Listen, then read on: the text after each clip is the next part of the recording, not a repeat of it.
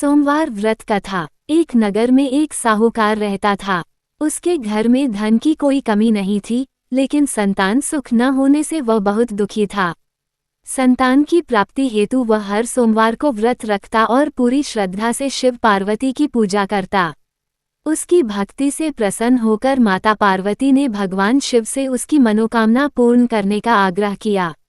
भगवान शिव ने कहा, हे देवी, प्रत्येक जीव को अपने कर्मों का फल भोगना ही पड़ता है, परंतु आपकी प्रार्थना से मैं साहूकार को पुत्र दूंगा, किंतु वह बालक केवल 12 वर्ष तक जीवित रहेगा। ये संवाद साहूकार सुन रहा था। उसने न खुशी जताई न दुख, बल्कि पहले की तरह ही भक्ति में लगा रहा। कुछ समय बाद उसके घर एक पुत्र का जन्म हुआ। जब बालक 11 वर्ष का हुआ तो उसे पढ़ाई हेतु काशी भेजा गया।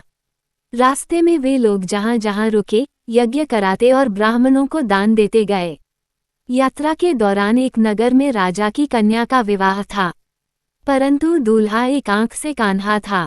राजा ने धोखे से साहूकार के पुत्र को दूल्हा बनाकर कन्या से विवाह करा दिया। बालक ईमानदार था, उसने दुपट्टे पर लिख दिया, तुम्हारा विवाह मुझसे हुआ है, लेकिन तुम्हें जो भेजा जाएगा वह एक आंख से कान्हा है। मैं विद्या हेतु काशी जा रहा हूँ। ये पढ़कर राजकुमारी ने विदा होने से मना कर दिया।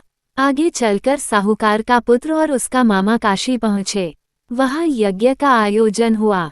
जिस दिन बालक 12 वर्ष का हुआ, उसी दिन उसके प्राण निकल गए।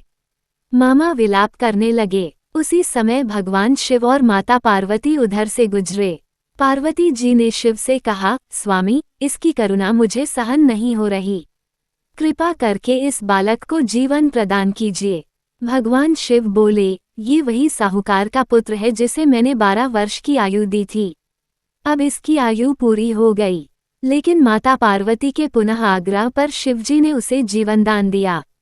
बालक जीवित हुआ, शिक्षा पूरी की और अपने नगर लौटा।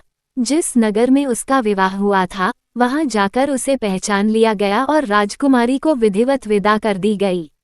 अपने नगर लौटने पर साहूकार और उसकी पत्नी प्रसन्न हो उठे।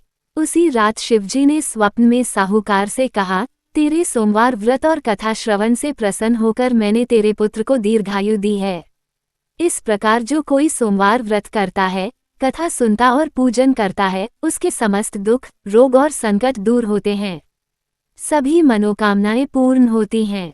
सभी भक्त मिलकर बोलिए, भोलेनाथ भगवान की जय, माता पार्वती की जय।